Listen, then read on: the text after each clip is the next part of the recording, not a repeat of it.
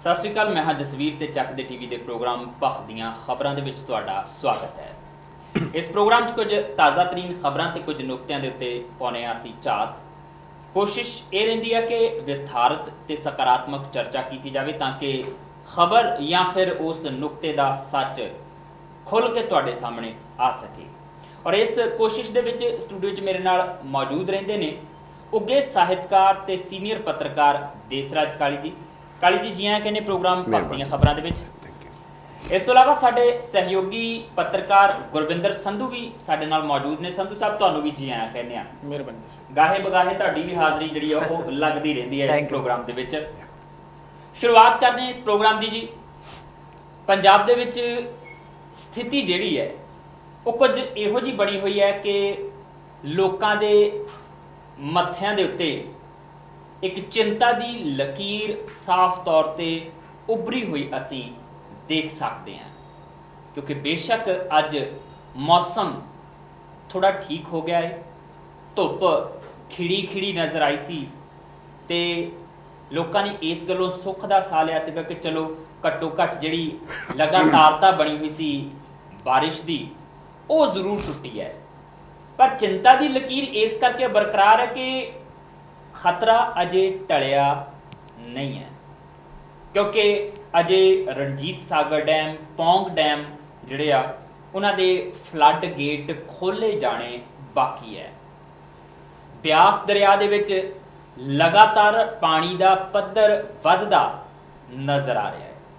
ਸਤਲੁਜ ਦਰਿਆ ਦੇ ਆਲੇ ਦੁਆਲੇ ਵਸੇ ਪਿੰਡਾਂ ਦੇ ਲੋਕਾਂ ਨੂੰ ਉੱਥੋਂ ਪਲਾਇਨ ਕਰਨ ਲਈ ਕਿਹਾ ਜਾ ਚੁੱਕਾ ਆ। ਇੱਕ ਉਜਾੜੇ ਵਾਲੀ ਸਥਿਤੀ ਜਿਹੜੀ ਆ ਇਹਨਾਂ ਦਰਿਆਵਾਂ ਦੇ ਕੰਢੇ ਬਣਦੀ ਨਜ਼ਰ ਆ ਰਹੀ ਹੈ। ਔਰ ਬਹੁਤ ਸਾਰੇ ਜਿਹੜੇ ਉਹ ਪਿੰਡ, ਉਹ ਕਸਬੇ, ਉਹ ਬਲਾਕ ਜਿਹੜੇ ਚੋ ਵਰਗੀਆਂ ਥਾਵਾਂ ਦੇ ਨਜ਼ਦੀਕ ਪੈਂਦੇ ਆ, ਉੱਥੇ ਲਗਭਗ ਬੰਦ ਵਰਗਾ ਮਾਹੌਲ ਬਣਿਆ ਹੋਇਆ, ਕਿਉਂਕਿ ਜਿਨ੍ਹਾਂ ਪਿੰਡਾਂ ਕਸਬਿਆਂ ਨੂੰ ਘੇਰਿਆ ਹੋਇਆ ਇਹਨਾਂ ਚੋਆਂ ਨੇ, ਉੱਥੇ ਪਾਣੀ ਇੰਨੇ ਵੱਡੇ ਪੱਧਰ ਤੇ ਤਾਂ ਚੜਿਆ ਹੋਇਆ ਹੈ ਕਿ ਪਿੰਡ ਵਾਲੇ ਉੱਥੋਂ ਨਿਕਲਣ ਲੱਗਿਆ ਇੱਕ ਵਾਰ ਖੌਫ ਜ਼ਰੂਰ ਖਾਂਦੇ ਆ। ਇਸ ਸਭ ਦੇ ਦਰਮਿਆਨ ਕੱਲ ਵੀ ਅਸੀਂ ਗੱਲ ਕੀਤੀ ਸੀਗੀ ਕਿ ਫਸਲਾਂ ਦਾ ਵੀ ਖਾਸਾ ਨੁਕਸਾਨ ਹੋਇਆ, ਚਾਹੇ ਉਹ ਝੋਨੇ ਦੀ ਫਸਲ ਹੈ ਜਾਂ ਫਿਰ ਨਰਮੇ ਦੀ ਫਸਲ ਹੈ। ਹੁਣ ਇਸ ਨੁਕਸਾਨ ਨੂੰ ਦੇਖਦਿਆਂ ਹੋਇਆਂ ਕੈਪਟਨ ਅਮਰਿੰਦਰ ਸਿੰਘ ਮੁੱਖ ਮੰਤਰੀ ਪੰਜਾਬ, ਉਹਨਾਂ ਦੇ ਵੱਲੋਂ ਇੱਕ ਐਮਰਜੈਂਸੀ ਮੀਟਿੰਗ ਸੱਦੀ ਗਈ ਸੀਗੀ ਕੈਬਨਿਟ ਦੀ, ਔਰ ਉਸ ਮੀਟਿੰਗ ਦੇ ਵਿੱਚ ਇਹ ਫੈਸਲਾ ਲਿਆ ਗਿਆ ਕਿ ਬਹੁਤ ਛੇਤੀ ਗਿਰਦਾਵਰੀ ਕਰਕੇ ਇਸ ਨੁਕਸਾਨ ਦੀ ਤੇ ਕਿਸਾਨਾਂ ਦੇ ਨੁਕਸਾਨ ਦੀ ਭਰਪਾਈ ਜਿਹੜੀ ਆ ਉਹ ਕੀਤੀ ਜਾਏਗੀ। ਦੇਸਰਾਜ ਕਾਲੀ ਜੀ, ਸਥਿਤੀਆਂ ਜਿਹੜੀਆਂ ਖਾਸੀਆਂ ਗੰਭੀਰ ਨੇ।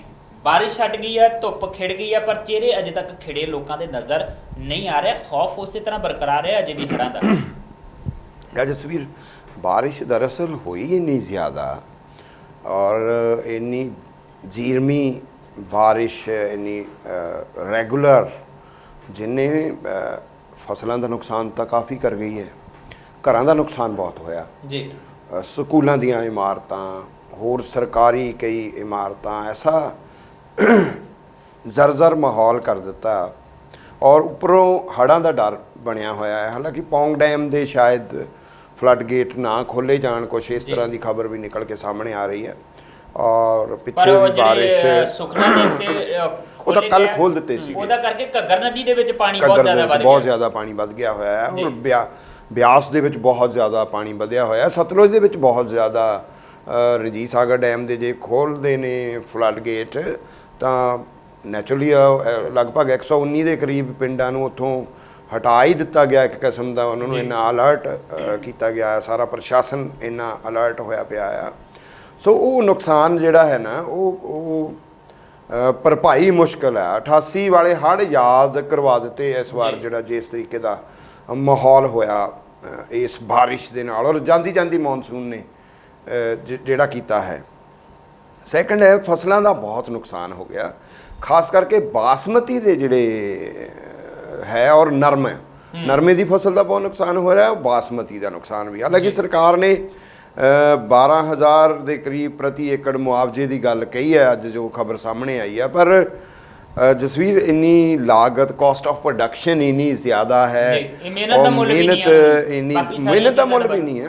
ਲਾਗਤ ਦਾ ਤਾਂ ਇੱਕ ਪਾਸੇ, ਮਿਹਨਤ ਦਾ ਮੁੱਲ ਵੀ ਨਹੀਂ ਹੈ। ਬਿਲਕੁਲ ਠੀਕ ਹੈ ਗੱਲ, ਮਤਲਬ ਜਿਹੜਾ ਝੋਨੇ ਛੇ ਦੀ ਮਹੀਨੇ ਫਸਲ ਖੇਤ ਤੇ ਲਾਏ ਹੋਏ ਜਾਂ 6 ਮਹੀਨਿਆਂ ਦੀ ਜੇ ਤਨਖਾਹ ਵੀ ਲਾਈਏ 12 ਦੇ ਹਿਸਾਬ ਨਾਲ ਮਤਲਬ 2-2000 ਰੁਪਏ ਮਿਹਨਤ ਦਾ ਦੇ ਰਹੇ ਹੋ ਤੁਸੀਂ ਮਹੀਨੇ ਦਾ। ਜਾਂ ਨੈਚੁਰਲੀ ਬਹੁਤ ਥੋੜਾ ਹੈ ਇਹ, ਪਰ ਮਸਲਨ ਤੁਸੀਂ ਆਪੇ ਅੰਦਾਜ਼ਾ ਲਾ ਲਓ ਕਿ ਆਮ ਝੋਨੇ ਦੇ ਜਿਹੜਾ ਹੈ 70-80 ਹਜ਼ਾਰ ਫੀ ਏਕੜ ਦੇ ਹਿਸਾਬ ਨਾਲ ਕਿਸਾਨ ਆਪਣੀ ਆਮਦਨ ਕਰ ਲੈਂਦਾ ਹੈ ਝੋਨੇ ਦੀ ਫਸਲ ਦੇ ਵਿੱਚੋਂ। ਸੋ ਉਹ ਔਰ ਜੇ ਬਾਸਮਤੀ ਆ ਤਾਂ ਹੋਰ ਮਹਿੰਗੇ ਭਾਅ ਵਿਕਦੀ ਆ, ਨੈਚੁਰਲੀ ਉਹਦਾ ਮੁੱਲ ਜ਼ਿਆਦਾ ਵਾਜਬ ਮੁੱਲ ਪੈ ਜਾਂਦਾ। ਪਰ ਕੁਦਰਤ ਦੀ ਇਸ ਕਰੋਪੀ ਨੂੰ ਕੀ ਕਿਹਾ ਜਾ ਸਕਦਾ ਆ, ਪਰ ਇਹਦੇ ਵਿੱਚ ਨਾ ਕਿਤੇ ਜਸਵੀਰ ਜਿਹੜੀ ਅਸੀਂ ਹਿਊਮਨ ਬੀਇੰਗ ਆ, ਅਸੀਂ ਲੋਕ ਆ ਜਿਨ੍ਹਾਂ ਨੇ ਕੁਦਰਤ ਦੇ ਨਾਲ ਇੰਨੀ ਜ਼ਿਆਦਾ ਛੇੜਛਾੜ ਕਰਤੀ, ਇੰਨਾ ਜ਼ਿਆਦਾ ਮੈਂ ਹੈਰਾਨ ਸੀ।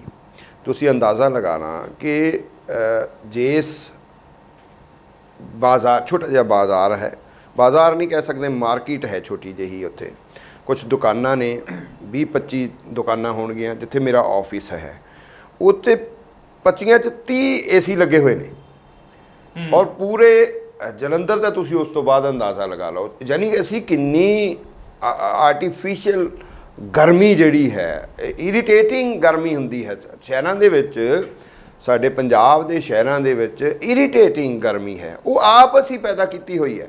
ਮੈਂ ਇੱਕ ਉਦਾਹਰਣ ਲਈ ਗੱਲ ਕੀਤੀ ਹੈ ਇਹ ਏਸੀਆਂ ਦੀ, ਹੈ ਨਾ। ਸੋ ਇਹੀ ਜਲੰਧਰ ਹੈ ਜਿਹਦੇ ਵਿੱਚ ਅਸੀਂ ਇੰਨੀ ਗਰਮੀ ਦੇ ਵਿੱਚ ਕਦੇ ਇਰੀਟੇਟ ਨਾ ਅਸੀਂ ਹੋਏ ਜੀ, ਹੈ ਨਾ। ਹੁਣ ਇਸ ਟਾਈਮ ਇੰਨੀ ਇਰੀਟੇਟਿੰਗ ਸਾਰੀ ਹੈ, ਔਰ ਜੋ ਸਾਡਾ ਜੀਵਨ ਦਾ ਸਤਰ ਹੈ, ਜੋ ਜੀਵਨ ਦੀਆਂ ਕਿਰਿਆਵਾਂ ਨੇ, ਜਿਸ ਤਰੀਕੇ ਦਾ ਵਿਹਾਰ ਹੈ ਸਾਡਾ ਇਨ ਟੋਟਲ ਮਨੁੱਖ ਦਾ, ਉਹ ਐਂਟੀ ਕੁਦਰਤ ਜਿਹੜਾ ਹੈ ਨਾ, ਕੁਦਰਤ ਦੇ ਖਿਲਾਫ ਜਿਹੜਾ ਹੈ। ਔਰ ਅਸੀਂ ਲੋਕ ਤਾਂ ਕੁਦਰਤ ਦੇ ਹੁਕਮ 'ਚ ਬੱਝੇ ਹੋਏ ਫਲਸਫੇ ਨੂੰ ਮੰਨਣ ਵਾਲੇ ਲੋਕ ਆ ਜੀ, ਹੈ ਨਾ। ਕਿ ਕੂੜ ਦੀ ਪਾਲ ਜਿਹੜੀ ਆ ਉਹ ਕਿੰਝ ਟੁੱਟਣੀ ਹੈ, ਉਹ ਹੈ ਹੁਕਮ ਰਜਾਈ ਚੱਲਣਾ, ਉਹਦੇ ਹੁਕਮ ਮੁਤਾਬਕ ਚੱਲਣਾ, ਨੇਚਰ ਦੇ ਹੁਕਮ ਮੁਤਾਬਕ, ਨੇਚਰ ਦੇ ਭੈ ਵਿੱਚ ਸੂਰਜ, ਭੈ ਵਿੱਚ ਚੰਦ, ਹੈ ਨਾ, ਭੈ ਵਿੱਚ ਇੰਦ ਚੱਲੇ ਸਿਰ ਭਾਰ।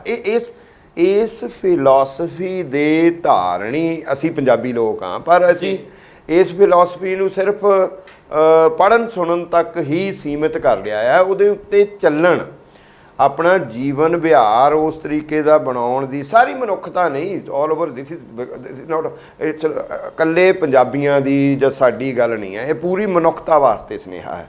ਔਰ ਗਲੋਬਲ ਵਿਲੇਜ ਦੇ ਬਣਦਿਆਂ ਜਿਹੜੀ ਤਰੱਕੀ, ਜਿਹਨੂੰ ਡਿਵੈਲਪਮੈਂਟ ਕਹਿ ਰਹੇ ਨੇ ਇਹ ਸਾਰੇ ਅਸੀਂ, ਕਿ ਇੰਨਾ ਡਿਵੈਲਪ ਕਰ ਗਏ ਹਾਂ ਅਸੀਂ, ਇੰਨਾ ਸਿਖਰਾਂ ਛੂਹ ਲਈਆਂ ਨੇ ਡਿਵੈਲਪਮੈਂਟ ਦੀਆਂ, ਪਰ ਉਹ ਵਿਕਾਸ ਕੀਤਾ, ਵਿਕਾਸ ਨਹੀਂ ਕੀਤਾ ਅਸੀਂ, ਐਵੋਲਿਊਸ਼ਨ ਨਹੀਂ ਆ।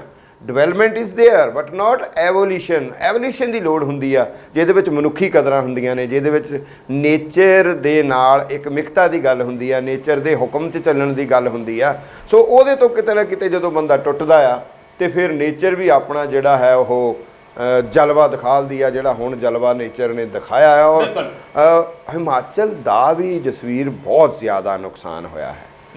ਸੋ ਸਾਡਾ ਗੁਆਂਢੀ ਸੂਬਾ ਆ, ਔਰ ਉਹ ਸਾਰੇ ਦਾ ਸਾਰਾ ਪਾਣੀ ਜਿਹੜਾ ਹੈ ਉਹਨਾਂ ਦਾ, ਉਹ ਕਿਸ ਤਰੀਕੇ ਦੇ ਨਾਲ ਆ ਰਿਹਾ ਆ, ਢਿੰਗੋ ਯੋਰੀ ਦੇ ਨਾਲ।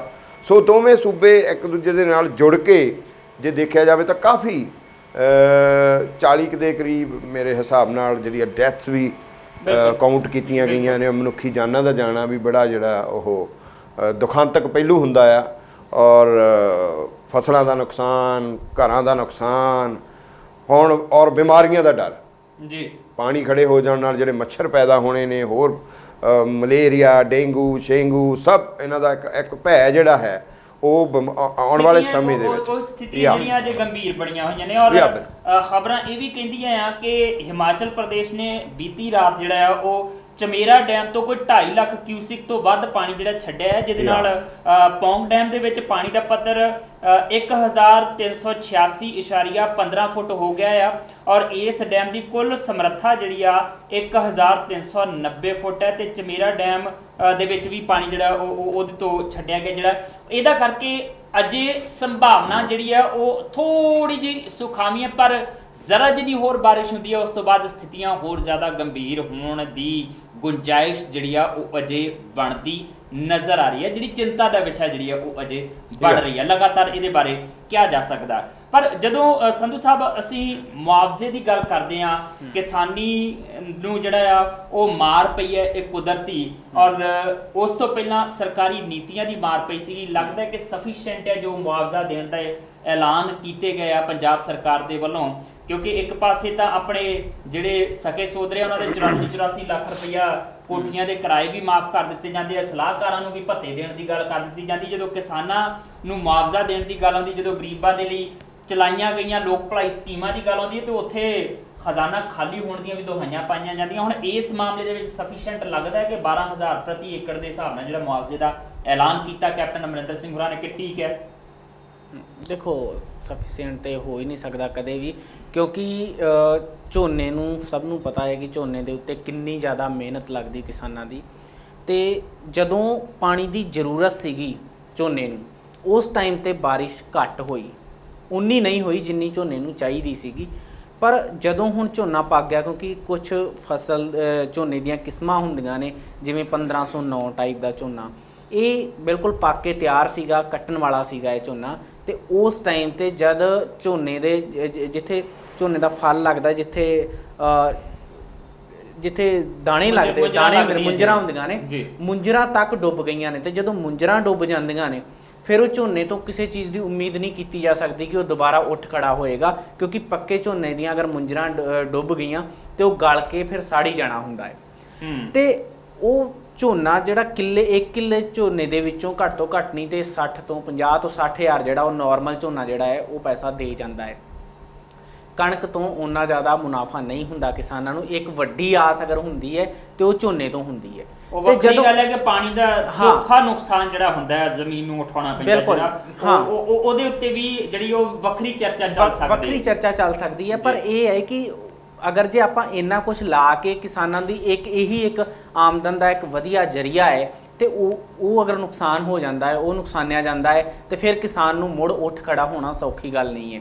ਤੇ 12,000 ਰੁਪਏ ਤੇ ਜਿਹੜੀ ਗੱਲ ਕਰਦੇ ਨੇ, ਉਹ ਤੇ ਮੈਨੂੰ ਲੱਗਦਾ ਲਾਗਤ ਤੇ ਦੂਰ ਦੀ ਗੱਲ ਹੈ। ਉਹ ਤੇ ਸਿਰਫ ਜਿਹੜਾ ਉਹਨਾਂ ਦੀ ਮਜ਼ਦੂਰੀ ਜਿਹੜੇ ਕਿਸਾਨ ਦਿੰਦੇ ਨੇ, ਜਾਂ ਫਿਰ ਜਿਹੜਾ ਟਰੈਕਟਰਾਂ ਦੀ ਵਹਾਈ ਜਿਹੜੇ ਡੀਜ਼ਲ ਦੇ ਪੈਸੇ ਲੱਗਦੇ ਨੇ, ਸਿਰਫ ਇੰਨੇ ਤੱਕ ਹੀ ਸੀਮਿਤ ਹੈ। ਇਹਦੋਂ ਜ਼ਿਆਦਾ 12,000 ਤੋਂ ਜ਼ਿਆਦਾ ਜਿਹੜਾ ਖਰਚਾ ਉਹ ਪ੍ਰਤੀ ਏਕੜ ਦੇ ਹਿਸਾਬ ਦੇ ਨਾਲ ਕਿਸਾਨਾਂ ਦਾ ਆ ਜਾਂਦਾ ਹੈ। ਇਹਦੇ ਵਿੱਚ ਜਿਹੜਾ ਹੁਣ ਇਹਨਾਂ ਨੇ ਮੁਆਵਜ਼ੇ ਦੀ ਗੱਲ ਕੀਤੀ ਹੈ, ਜਾਂ ਫਿਰ ਹੁਣ ਡਰੋਨਸ ਵਿਭਾਗ ਜਾਂ ਫਿਰ ਹੋਰ ਜਿਹੜੀਆਂ ਵਿਭਾਗ ਨੇ, ਉਹ ਹੁਣ ਪ੍ਰਸ਼ਾਸਨ ਵੱਲੋਂ ਜਿਹੜੇ ਪੈਸੇ ਖਰਚ ਕੀਤੇ ਜਾਣੇ ਨੇ, ਅਗਰ ਉਹ ਪੈਸੇ ਮੈਨੂੰ ਲੱਗਦਾ ਹੈ ਕਿ ਸਹੀ ਟਾਈਮ ਤੇ ਪਹਿਲਾਂ ਖਰਚ ਕੀਤੇ ਗਏ ਹੁੰਦੇ, ਜਿਹੜੇ ਨਾਲੇ ਹੁੰਦੇ ਨੇ ਜਾਂ ਫਿਰ ਜਿਹੜੇ ਵੀ ਪਿੰਡਾਂ ਨੂੰ, ਦੇਖੋ ਕਈ ਆਪਾਂ ਦੇਖਦੇ ਹਾਂ ਜਸਵੀਰ ਜੀ, ਕੁਛ ਨਾ ਸੂਏ ਪੁੱਟੇ ਹੁੰਦੇ ਨੇ, ਨਹਿਰਾਂ ਸੂਏ ਖਾਲਾਂ ਜਿਹੜੀਆਂ ਖਾਸ ਤੌਰ ਤੇ ਬਣਾਈਆਂ ਜਾਂਦੀਆਂ, ਸਿੰਚਾਈ ਲਈ ਵੀ ਵਰਤੀਆਂ ਜਾਂਦੀਆਂ ਨੇ। ਇਦਾਂ ਦੇ ਮੌਸਮ ਦੇ ਵਿੱਚ ਥੋੜਾ ਸੁਖਾਵੀਆਂ ਵੀ ਪਾਣੀ ਦਾ ਵਹਾਅ ਬਣਾ ਦਿੰਦੀਆਂ। ਬਿਲਕੁਲ, ਪਰ ਉਹ ਚੀਜ਼ਾਂ ਇਹ ਹੁੰਦੀਆਂ ਕਿ ਉਹ ਉੱਚੇ ਥਾਂ ਤੋਂ ਉਹ ਪਾਣੀ ਵਾਪਸ ਲੈ ਕੇ ਤੇ ਉਹ ਨੀਵੇਂ ਥਾਂ ਨੂੰ ਹੋਰ ਜ਼ਿਆਦਾ ਚੱਲ ਜਾਂਦਾ ਹੈ। ਫਿਰ ਉਹ ਜਿਹੜਾ ਨੀਵਾਂ ਥਾਂ ਹੁੰਦਾ ਹੈ, ਉੱਥੇ ਜਿੰਨੇ ਵੀ ਕਿਸਾਨ ਹੁੰਦੇ ਨੇ ਉਹਨਾਂ ਲਈ ਫਿਰ ਮੁਸ਼ਕਲ ਜਿਹੜੀ ਹੈ ਨਾ ਉਹ ਬਹੁਤ ਹੀ ਵੱਡੀ ਹੋ ਜਾਂਦੀ ਹੈ। ਤੇ ਜਿਹੜੇ ਨਾਲੇ ਨੇ ਉਹਨਾਂ ਦੀ ਸਫਾਈ ਨਹੀਂ ਕੀਤੀ ਜਾਂਦੀ, ਉਹਦੇ ਵਿੱਚ ਬੂਟੀ ਫਸ ਜਾਂਦੀ ਹੈ। ਜਿਹਨੂੰ ਲੈ ਕੇ ਹੱਥ ਜਿਹੜਾ ਮੈਂ ਇਹ ਵੀ ਜ਼ਿਕਰ ਕਰਨਾ ਚਾਹੁੰਦਾ ਹਾਂ ਕਿ ਬਹੁਤ ਸਾਰੇ ਪਿੰਡ ਥਾਂ ਇਹੋ ਜਿਹੇ ਜਿਨ੍ਹਾਂ ਦੇ ਲਾਗੇ ਦੀ ਨਹਿਰਾਂ ਸੂਏ ਵਗਦੇ ਸੀਗੇ, ਔਰ ਉਹਨਾਂ ਨਹਿਰਾਂ ਸੂਇਆਂ ਦੇ ਕਿਨਾਰੇ ਵੀ ਟੁੱਟੇ ਆ, ਔਰ ਉਹ ਟੁੱਟਣ ਦਾ ਕਰਕੇ ਵੀ ਕਈ ਏਕੜ ਜਿਹੜੀ ਫਸਲ ਆ ਉਹ ਬਰਬਾਦ ਹੋਈ ਆ। ਔਰ ਉਹ ਸਰਕਾਰ ਦੀ ਜ਼ਿੰਮੇਵਾਰੀ ਬਣਦੀ ਸੀ, ਨਹਿਰੀ ਵਿਭਾਗ, ਸਿੰਚਾਈ ਵਿਭਾਗ ਦੀ ਜ਼ਿੰਮੇਵਾਰੀ ਬਣਦੀ ਸੀਗੀ ਕਿ ਬਰਸਾਤ ਤੋਂ ਪਹਿਲਾਂ ਜਿਵੇਂ ਕਰੋੜਾਂ ਰੁਪਈਆ ਜਿਹੜਾ ਉਹ ਫੰਡ ਰਿਲੀਵ ਕੀਤਾ ਜਾਂਦਾ ਹੈ ਇਹਨਾਂ ਦੀ ਸਾਫ਼ ਸਫਾਈ ਦੇ ਲਈ, ਇਹਨਾਂ ਦੇ ਵਿੱਚ ਕਿਤੇ ਤਰੇੜ ਤਾਂ ਨਹੀਂ ਆ, ਉਸ ਤਰੇੜ ਨੂੰ ਪੂਰਨ ਲਈ, ਤਾਂ ਕਿ ਜਦੋਂ ਬਾਰਿਸ਼ ਹੋਵੇ, ਜਦੋਂ ਇਹਨਾਂ ਦੇ ਵਿੱਚ ਪਾਣੀ ਦਾ ਵਹਾਅ ਹੋਵੇ ਤੇ ਕਿਸੇ ਕਿਸਮ ਦਾ ਨੁਕਸਾਨ ਨਾ ਹੋਵੇ। ਪਰ ਉਹ ਸਾਰੀਆਂ ਚੀਜ਼ਾਂ ਜਿਹੜੀਆਂ ਉਹ ਧਰਾਈਆਂ ਗਈਆਂ ਲੱਗਦੀਆਂ। ਬਿਲਕੁਲ ਇੱਕ ਚੀਜ਼ ਹੋਰ ਹੈ, ਜਦੋਂ ਨਾ ਇਹਦੇ ਵਿੱਚ ਕੁਝ ਬੂਟੀ ਹੁੰਦੀ ਜਲਕੁੰਭੀ, ਉਹ ਜਦੋਂ ਜਾ ਕੇ ਪੁਲ ਦੇ ਵਿੱਚ ਫਸ ਜਾਂਦੀ ਹੈ ਨਾ, ਉਹ ਪੂਰੇ ਪੁਲ ਨੂੰ ਬਲੌਕ ਕਰ ਦਿੰਦੀ ਹੈ। ਫਿਰ ਉਹ ਪਾਣੀ ਜਿਹੜਾ ਪੁਲ ਦੇ ਥੱਲਿਓਂ ਦੀ ਨਿਕਲਣਾ ਹੁੰਦਾ ਹੈ, ਉਹ ਬ੍ਰਿਜ ਦੇ ਉੱਤੋਂ ਦੀ ਜਾਣ ਲੱਗ ਪੈਂਦਾ ਹੈ। ਤੇ ਇਵੇਂ ਦੀ ਹੀ ਇੱਕ ਘਟਨਾ ਭਿੱਖੀਵਿੰਡ ਦੀ ਹੈ, ਜਿੱਥੇ ਦੋ ਨੌਜਵਾਨ ਜਿਹੜੇ ਨੇ ਉਹ ਪੁਲ ਤੋਂ ਖਿੱਚ ਰਹੇ ਸੀਗੇ ਉਹ ਜਲਕੁੰਭੀ ਨੂੰ ਬਾਹਰ, ਤੇ ਦੋਵੇਂ ਨੌਜਵਾਨ ਰੁੜ ਜਾਂਦੇ ਨੇ, ਜਿਹਦੇ ਵਿੱਚੋਂ ਇੱਕ ਨੂੰ ਤੇ ਬਚਾ ਲਿਆ ਜਾਂਦਾ, ਇੱਕ ਦਾ ਹੁਣ ਤੱਕ ਪਤਾ ਨਹੀਂ ਲੱਗਾ। ਮੈਨੂੰ ਲੱਗਦਾ ਕਿ ਉਹਦਾ ਜਿਹੜਾ ਜ਼ਿੰਮੇਵਾਰ ਉਹ ਵੀ ਪ੍ਰਸ਼ਾਸਨ ਹੀ ਹੈ, ਕਿਉਂਕਿ ਪ੍ਰਸ਼ਾਸਨ ਅਗਰ ਸਹੀ ਟਾਈਮ ਤੇ ਉਹ ਕੰਮ ਕਰਦਾ ਤੇ ਹੁਣ ਮੈਨੂੰ ਲੱਗਦਾ ਇੰਨੀ ਜ਼ਿਆਦਾ ਪ੍ਰੋਬਲਮ ਨਾ ਆਉਂਦੀ। ਤੇ ਇੱਥੇ ਇੱਕ ਚੀਜ਼ ਹੋਰ ਹੱਸਣ ਵਾਲੀ ਗੱਲ ਇਹ ਹੈ ਕਿ ਇੱਕ ਅੰਮ੍ਰਿਤਸਰ ਦੇ ਵਿੱਚ ਜਦੋਂ ਪੂਰੀ ਸੜਕ ਜਿਹੜੀ ਧੱਸ ਜਾਂਦੀ ਹੈ ਥੱਲੇ, ਤੇ ਨਵਜੋਤ ਕੌਰ ਸਿੱਧੂ ਜਾਂਦੇ ਨੇ ਤੇ ਉੱਥੇ ਜਾ ਕੇ ਕਹਿੰਦੇ ਨੇ ਕਿ ਅਕਾਲੀ ਦਲ ਦਾ ਇਹ ਵਿਕਾਸ ਬੋਲਦਾ ਹੈ। ਹੁਣ ਇੱਥੇ ਅਗਾਊਂ ਜਿਹੜੀ ਵੀ ਘਟਨਾਵਾਂ ਹੁੰਦੀਆਂ ਨੇ ਉਹ ਤੋਂ ਜਿਹੜੀ ਸਮੇਂ ਦੀ ਸਰਕਾਰ ਹੁੰਦੀ ਹੈ ਉਹਨੂੰ ਮੈਨੂੰ ਲੱਗਦਾ ਹੈ ਜ਼ਿਆਦਾ ਸੁਚੇਤ ਰਹਿਣਾ ਚਾਹੀਦਾ। ਇਲਜ਼ਾਮਬਾਜ਼ੀ ਜਿਹੜੀ ਹੈ ਇਸ ਕੰਮ ਦੇ ਵਿੱਚ ਘੱਟ ਤੋਂ ਘੱਟ ਨਹੀਂ ਤੇ ਇੱਕ ਦੂਜੇ ਤੇ ਨਹੀਂ ਕਰਨੀ ਚਾਹੀਦੀ। ਘੱਟ ਤੋਂ ਘੱਟ ਨਹੀਂ ਤੇ ਹੁਣ ਜਿਹੜੀ ਇਸ ਘੜੀ ਦੇ ਵਿੱਚ ਜਿਹੜੇ ਆ ਉਹ ਕਿਸਾਨਾਂ ਦੇ ਨਾਲ, ਲੋਕਾਂ ਦੇ ਨਾਲ ਖੜੇ ਹੋਣਾ ਚਾਹੀਦਾ। ਜਿਹੜੇ ਹੋਰ ਮੁਸ਼ਕਲ ਦੇ ਵਿੱਚ ਘਿਰੇ ਹੋਏ ਲੋਕ ਆ ਉਹਨਾਂ ਵਾਲੇ ਥੋੜਾ ਜਿਹਾ ਧਿਆਨ ਦੇਣ ਦੀ ਜ਼ਰੂਰਤ ਆ, ਉਹਨਾਂ ਨੂੰ ਹੌਸਲਾ ਦੇਣ ਦੀ ਜ਼ਰੂਰਤ ਹੈ। ਔਰ ਪੰਜਾਬ ਜੇ ਥੋੜਾ ਸੰਕਟ ਦੇ ਵਿੱਚ ਲੱਗਦਾ ਹੈ ਤੇ ਇਸ ਸੰਕਟ ਦੀ ਸਥਿਤੀ ਦੇ ਵਿੱਚ ਜਿਵੇਂ ਪੰਜਾਬ ਦੇ ਲੋਕ ਥੋੜਾ ਜਿਹਾ ਹੌਸਲਾ ਰੱਖੀ ਬੈਠੇ ਆ, ਤਿਵੇਂ ਦਾ ਹੌਸਲਾ, ਤਿਵੇਂ ਦੀ ਇੱਕ ਤਰੀਕੇ ਨਾਲ ਸਦਭਾਵਨਾ ਵਾਲੀ ਸਥਿਤੀ ਜਿਹੜੀ ਆ ਉਹ ਘੱਟੋ ਘੱਟ ਸਿਆਸੀ ਪਾਰਟੀਆਂ ਦੇ ਵਿੱਚ ਵੀ ਹੋਣੀ ਚਾਹੀਦੀ ਹੈ। ਤੇ ਲੱਗਦਾ ਤਰਾਸਦੀ ਏਡੀ ਵੱਡੀ ਜਿਹੜੀ ਹੈ ਉਹਦੀ ਮਹਿਸੂਸ ਨਹੀਂ ਹੋਏਗੀ ਘੱਟੋ ਘੱਟ ਪੰਜਾਬ ਦੇ ਲੋਕਾਂ ਨੂੰ। ਜਦੋਂ ਇਹ ਬਿਆਨਬਾਜ਼ੀਆਂ ਕਰਦੇ ਆ ਤੇ ਫਿਰ ਉਹ ਜ਼ਿਆਦਾ ਵੱਡੀ ਲੱਗਣ ਲੱਗ ਪੈਂਦੀ ਹੈ ਕਿ ਸ਼ਾਇਦ ਪਤਾ ਨਹੀਂ ਪਿਛਲੀ ਸਰਕਾਰ ਕੀ ਕਰ ਗਈ ਤੇ ਉਹਦਾ ਕਰਕੇ ਹੁਣ ਪਤਾ ਨਹੀਂ ਕੀ ਹੋ ਜਾਣਾ ਆ, ਤੇ ਹੁਣ ਦੀ ਸਰਕਾਰ ਨੇ ਕੀ ਕੀਤਾ ਆ, ਉਹ ਵਿੱਚੇ ਕਿਤੇ ਆਈ ਗਈ ਗੱਲ ਜਿਹੜੀ ਆ ਉਹ ਹੋ ਜਾਂਦੀ ਆ। ਸੋ ਪ੍ਰਸਥਿਤੀਆਂ ਬਹੁਤ ਸਾਰੀਆਂ ਨੇ ਔਰ ਪਿਛਲੀ ਸਰਕਾਰ ਨੇ ਕੀ ਕੀਤਾ ਆ ਤੇ ਹੁਣ ਦੀ ਸਰਕਾਰ ਕੀ ਕਰ ਰਹੀ ਆ। ਕੁਝ ਇਦਾਂ ਦਾ ਹੀ ਸਵਾਲ ਇਸ ਸਮੇਂ ਸੈਂਟਰ ਦੇ ਵਿੱਚ ਵੀ ਚੱਲਦਾ ਪਿਆ ਆ। ਸੈਂਟਰ ਦੇ ਵਿੱਚ ਵੀ ਇੱਕ ਤਰੀਕੇ ਦਾ ਹੜ੍ਹ ਆਇਆ ਹੋਇਆ ਹੈ ਪੋਲਿਟਿਕਸ ਦੇ ਵਿੱਚ। ਰਾਫੇਲ ਵਿਮਾਨ ਦੀ ਖਰੀਦ